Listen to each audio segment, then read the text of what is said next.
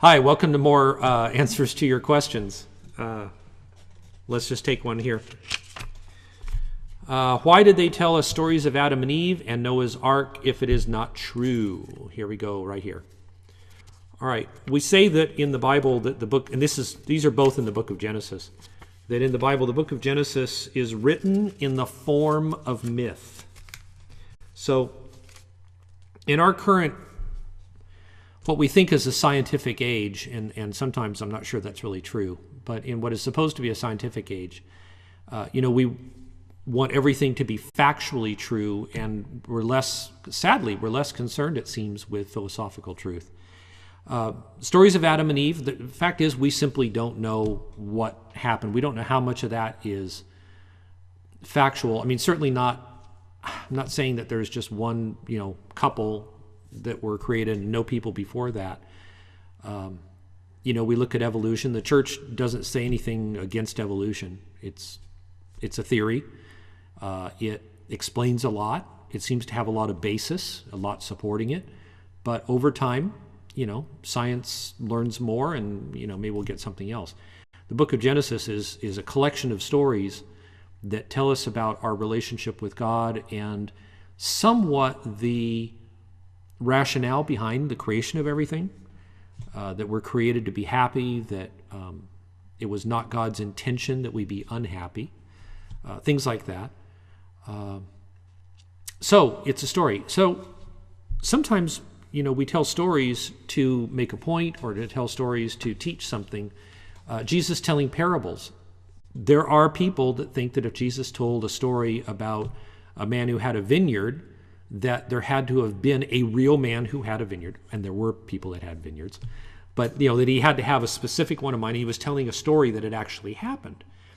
And maybe not, but it's done for teaching. By the way, there's a video on here that you can look at that is on myth, that goes into this much more deeply and also addresses Genesis a little bit. But the idea is that if you go earlier in the Bible, it tends to be more stories, and the farther you go along in time, the more it tends to come into focus and tends to have more of a basis in history. Certainly there's some history to the stories of Moses and the Exodus, the kingdoms of Israel and Judah. There's more of that. When they mention the Assyrians and the Babylonians, those are clearly kingdoms that existed, or empires that existed. I take a lot, sorry. So as it gets closer and closer, there's more and more of that until you get into like the Maccabees, which is a Catholic book in the Bible. You won't find that in the Protestant Bible. In 1st and 2nd Maccabees, you'll see more about the Greeks, and some of the people that are mentioned in there are real people, and there's an increasing closeness to the history that we all know. So if you go back to Genesis, you're pretty far away. When you get down to Maccabees, it's much, much closer. The things happening in the Gospels are even closer. And then the letters, the epistles, the writings of Paul and James and the Gospels, of course, those are written later.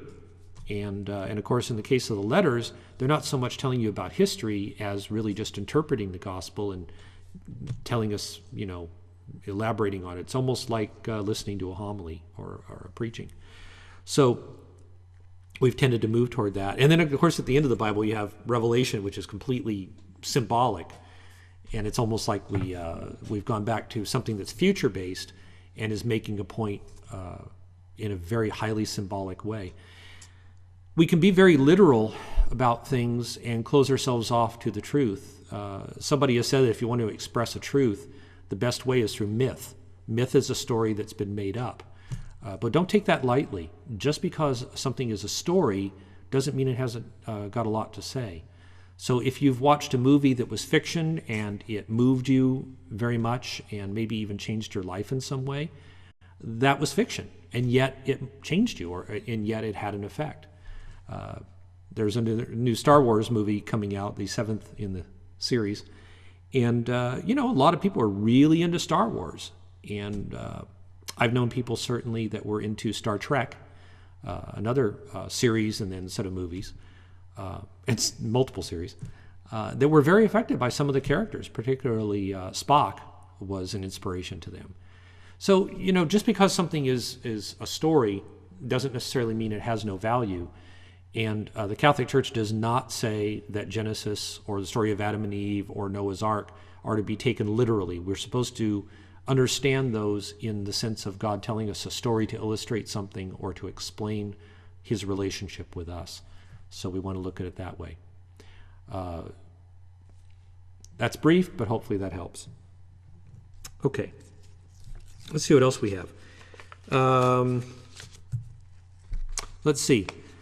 I've always felt that science interfered with my faith. The other day, I asked my mom, how has the galaxy been made? Who did it? How? Is there any way that the galaxy was man-made? I really always find myself coming back to this question. Yeah, it's a good question. Cosmologists are very interested in how the galaxy was made, how the universe was made. And you can read, things like A Brief History of Time by Stephen Hawking and get all kinds of interesting ideas. We really don't cover that in the church's teaching or in the Bible or any place else. I mean, the only thing that we say is that God made it. But whether he did that through, one part of reality, I'm not going to go into the whole brain theory, but, if one thing touches another one and then boom, there's a big bang from there and then a whole universe comes up from that point. You can see some of this in A Brief History of Time. How it happened, I don't need to know. It's interesting to hear the theories. It's going to be awfully hard for them to come up with anything that really proves anything, because like they say, at that point, at the Big Bang, for instance, or inside a singularity of a black hole or something, all the regular rules of physics break down, and they're not too sure what's happening there. I've seen all kinds of interesting and sometimes kind of outlandish theories. It's not central to the faith. We don't necessarily need to know that in order to believe. We do need to believe that God created everything, but that doesn't say anything about how he did it. So there's really no conflict there. The conflict with science and faith is going to be when one of them says the other one has no value. From a faith point of view, science is simply knowledge. It's a way of looking at things to understand things better. Everything from knowing for those of you that have taken physics, the rate of fall and predicting how long it'll take something to fall from a particular height, and using those formulas with gravity, figuring out that there's a negative 9.8 meters per second squared gravitational acceleration. There's a gravitational constant. There's all this stuff. These are all useful things. They've allowed us to go to the moon. They allow us to launch things. Allows us to deal with the physics of a baseball being hit in a game. Those are all good things.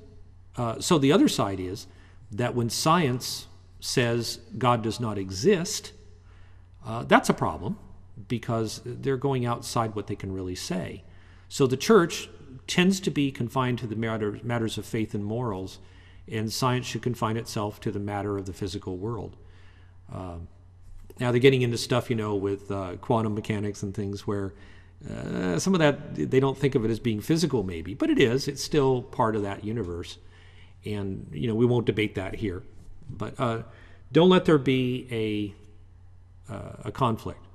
Enjoy the science. Enjoy learning everything you can. As far as the universe being man-made, I tend to think not. But go explore it if you want to. Read, learn. Probably not man-made. I'm sorry, that was galaxy, actually.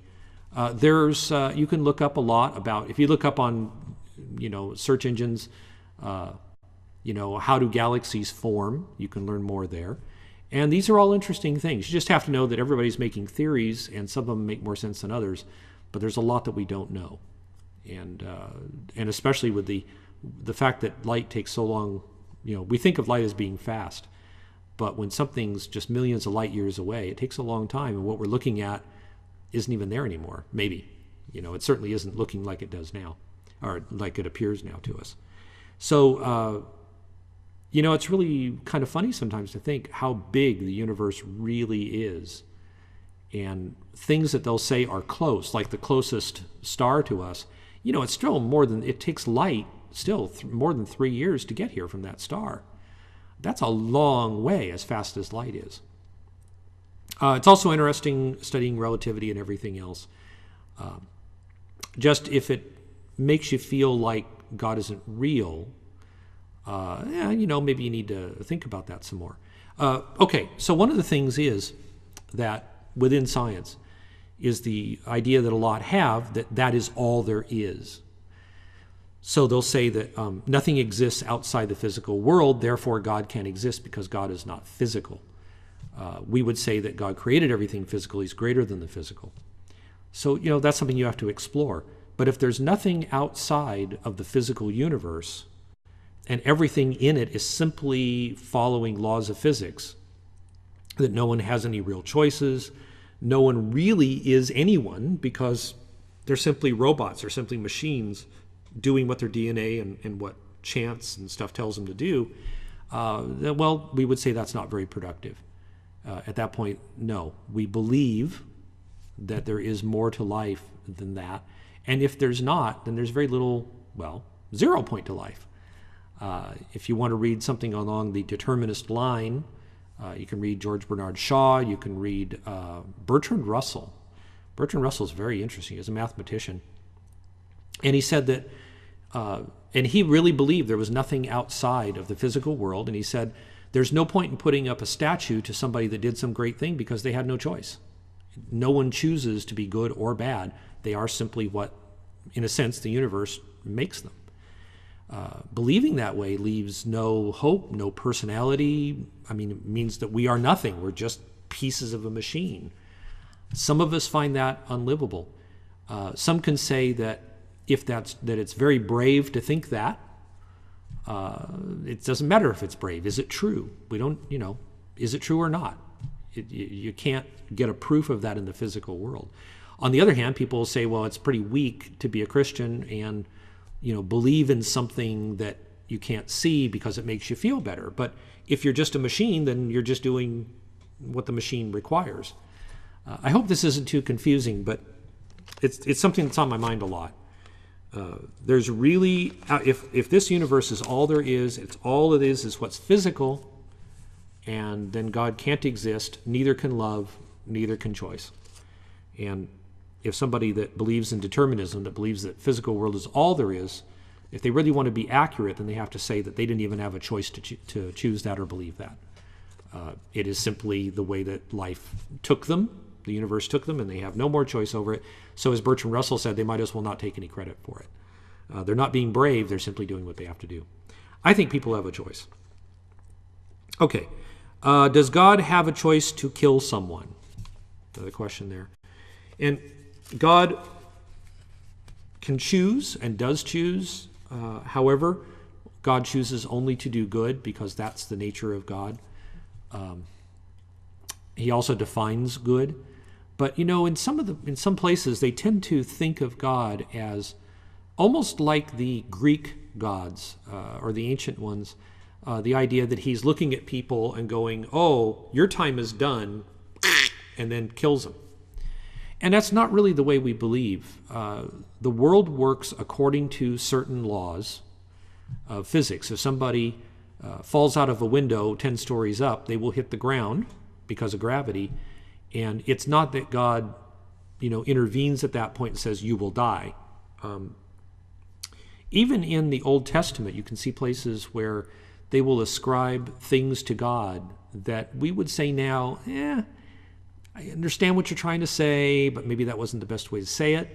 We grow and mature in our lives, and humanity and the faith grow and mature as well.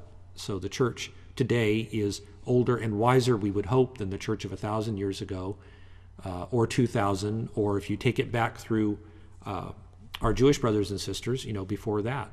Hopefully all of humanity would grow and learn and move forward. When we look at the world, we often think, why hasn't that happened? Because there's still a lot of killing, a lot of stupidity, a lot of bad things happening in the world. Having said that, No, it isn't that God chooses to kill someone. He may choose to intervene in some way. Miracles are something that we believe in. But most of the time, we have to make good decisions and do things that are respectful of life. That means respectful of the life of others and our own life.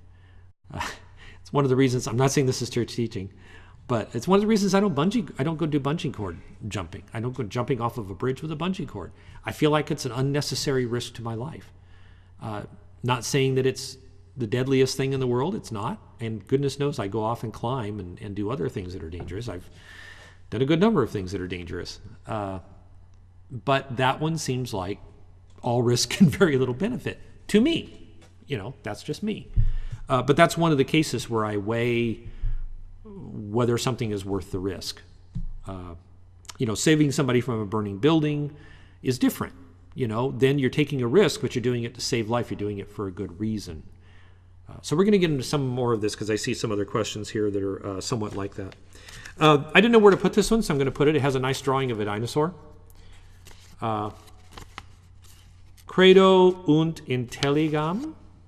I believe so that I may understand. This is probably a reference to St. Augustine, who said, seek not to understand that you may believe, but believe that you may understand. Understanding is the reward of faith, he said. Even with faith, it's not likely that we're going to understand everything in life. That's just the way it is. There's a lot to life. If you think about it, if you try to think like God for just a moment, I know this is really kind of crazy, but if you were going to create eternal beings that were going to be in your own image and likeness, which means that they could think and they could decide, because those are key things that make us like God. If you're going to do that, how big of a universe do you have to put them in? Because we could live a long time, and the universe is huge, and it's big enough for us because we're big. We're a big deal. If we could get over fighting and killing each other, we might actually figure out how to go to other planets and maybe even other stars someday. But as it stands, we've spent so much time destroying each other that it's been hard for us to get to the other things. So let's see. Another dinosaur drawing. It says roar. Spinosaurus, it says. And where did evil come from? Here it is right here. Now, so I don't know if evil, this dinosaur looks particularly fierce. I don't know if it's supposed to look evil, probably. It's actually really good. I like the feet. The legs, the back legs are really good. That doesn't mean the dinosaurs are evil. In the first place, we're told that the dinosaurs, died out 65 million years ago, long before people, anything like Cro-Magnon or Homo sapiens was around. So it's unlikely that dinosaurs were actually eating people. Now, if they figure out the Jurassic Park thing and get, dinosaurs again, maybe they'll come and wipe us all out. I don't know. But so don't think that dinosaurs are evil. Dinosaurs would be good because anything that God creates is good. But where did evil come from? So the idea is that God created beings that were in his image and likeness, that have both the desire, the ability to choose, and the will to do things. In doing that, we were given free will. Being given free will means that we can choose freely. Now, God could have created people that could only be good. But if he did that, they wouldn't be like him because he can choose. Now, of course, he always chooses good, but that's beside the point. So he created us, and we have free will. We have the ability to choose. We have the ability to freely choose what's good, but to have that means there's the ability to choose bad. You can't have one without the other. Now, you can have good choices without bad choices. That's possible. But you can't have the ability to choose good without having the ability to choose evil, because otherwise you're not free. And unfortunately, everything about the story of Adam and Eve, and really the story of humanity, is about people choosing the wrong thing. So evil comes from the fact that we can choose wrong. It's not something that's created. You might remember seeing a video a while back about that the sun does not create shadows. The shadows are when the sun is blocked. In the same way, God gives goodness and freedom And when those things are frustrated, when they're blocked, you have evil. Evil is not the absence of good, it's the twisting of good, the denial of good, the blocking of good. That's important to remember, because evil requires good in order to exist at all. Without good, there can be no evil. Now, somebody's thinking right now, well, without evil, there can't be good. But that's not the case. And I can show you. If you think about it, you can picture a world that is totally good. I hope you can anyway. A world in which everybody treats each other with respect, where no one ever takes something that doesn't belong to them in the sense of stealing, that everyone is kind to one another. I know that's hard given everything that we've seen, but we can imagine that. We can imagine a family, we can imagine a town like that, where people are both free and good. It's possible to imagine it. But try to imagine a place or a world that is totally evil. And let's look at what that really means. It means, in the first place, that nothing good exists. Now, we have situations where there are, let's say, 5 people get together and decide that they want to rob a bank, or they want to rob banks repeatedly. It takes a certain amount of cooperation and coordination. It takes intelligence. It takes a certain amount of trust between them, because if person A is involved in this, person A has to trust that person B will not cheat them out of their share. They have to trust all the other people, in fact, that they won't get cheated out of their share. So when you have this kind of a situation, it implies trust. There's intelligence in pulling it off. I'm not praising bank robbery. I'm just saying, hey, it takes a certain amount of skill and everything. Well, but intelligence and trust, loyalty if it exists, the physical skills to be able to pull it off, all those things are good things. They're using good things to do evil. And that is the very nature of evil, is that it depends on the good. We can't imagine a world in which everybody is absolutely evil with no good at all. So that shows you what the dependency is. Good can exist without evil. At least in a mental experiment, we can picture that more readily than we can picture an evil world or an evil place or group or whatever with absolutely no good at all. And in fact, it becomes even more impossible when you realize that in order to do any evil thing, some good has to be employed, if only the good of existence. And existence is good. Without that gift of existence, without the gift of life, the evil isn't even possible. So something to think about. And then, last one, if God is real, why do we have homeless people? Some people ask that as, if God is good, why do we have homeless people? And of course, the story I always have to tell is the one where somebody asked God, God, if you're good, why is there so much suffering? Why do you permit all the suffering and all the horrible things that happen in the world? And God replies, why do you permit it? The fact is, homeless people exist because of human choice. Some people choose to be greedy. They choose to deprive other people of a good living. Some people want so much more than they're entitled to. And some believe that the government needs to do something about that and enforce a kind of goodness, which really takes away free will. It would be better, and I'm not saying one way or the other on what the government ought to do, but it would be far better if people helped each other and loved each other for the right reasons and did their part to eliminate a lot of the human suffering in the world. There's a lot we could do to make life better. Having said that, and I know that this is really politically incorrect, but some people do choose to be homeless. It's a very small number. But there are some people who see that as freedom, and maybe they've had just experiences in their lives that make them want to be away from human society, that want them to, or maybe they just are insistent that they don't want to have to work. I tend to think that still we ought to be taking better care of those people. But some people simply will refuse it. But that's a very, very small number. And the amount of suffering in the world that comes through the person's own choice who's suffering is exceedingly small. And we have very, very little experience, very, very little excuse for not creating a just society, one in which every person can achieve their potential, and for the very, very, very few whose idea of achieving their potential is to do nothing all day, maybe we need to just make them as comfortable as we can and do what we can. It's a very small number that really want to live that way. But ultimately, it comes down to human choices. I would be remiss if I didn't deal with the problem of the mentally ill. There are some people that are mentally ill. We don't understand completely why some of that happens. But some of it comes through bad parenting and catastrophic events when they were young. I've known so many people that were molested as children. And okay, that's the parents, and certainly whoever did it, but whoever failed to protect them. Those are horrible things. And that contributes to the suffering, and some of those people become homeless. I've met some of them. And they tell me stories, and it's just horrific, the things that they've been through. So the first thing we can do right now is that we can certainly say that we are not going to do anything cruel to anyone. We're not going to do any harm to anybody.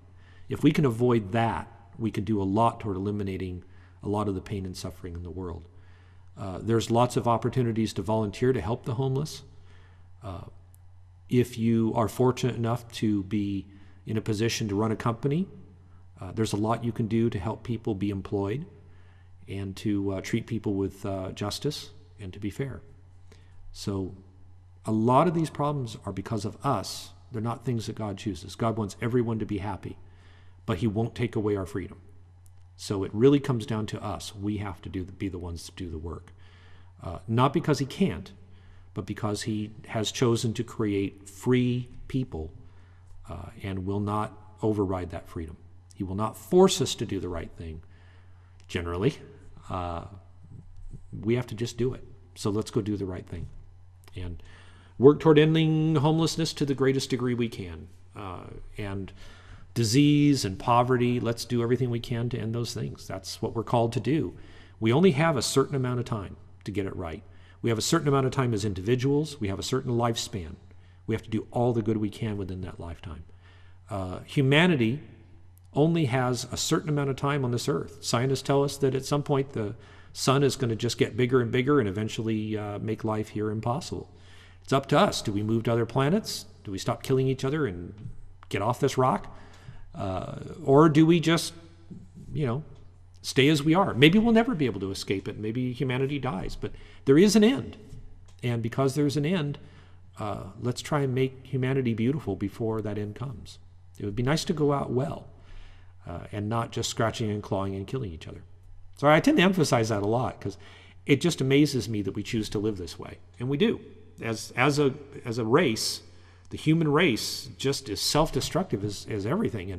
And there's just so much bad stuff that goes on. There's a lot of good. And certainly there's more people living better now than ever. The number of people that are really in abject poverty is a lot, and we need to work on that. But we have the capability. We have the ability to solve this. I'm just rambling now. Anyway, I will see you around. Please send more questions, and all the best.